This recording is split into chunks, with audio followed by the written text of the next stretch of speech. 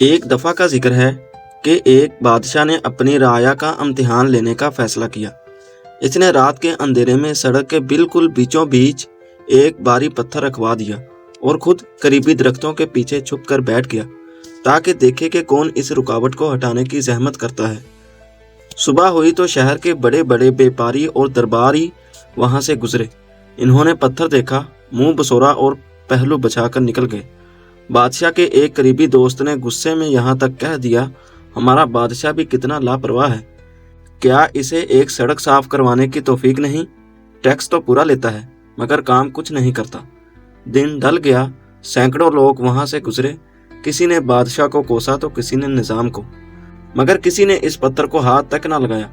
شام کے وقت ایک غریب کسان وہاں سے گزرا جس کے کندھوں پر سبزی کی باری گٹھری تھی اور ساتھ ایک چھوٹا بچہ۔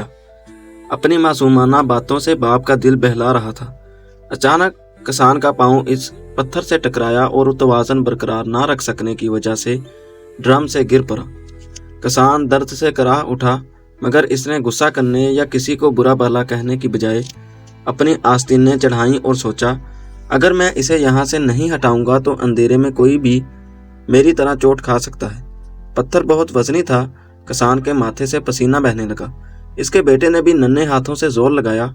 آخر کار انچ انچ کر کے انہوں نے اس رکاوٹ کو سڑک سے کنارے کر دیا۔ جب کسان اپنی سبزیاں اٹھانے کے لیے واپس مڑا تو اس کی نظر ایک چمڑے کی تھیلی پر پڑی جو پتھر کے نیچے مٹی میں دبی ہوئی تھی۔ اس نے حیرت سے تھیلی کھولی تو اس کی آنکھیں کھلی کی کھلی رہ گئیں۔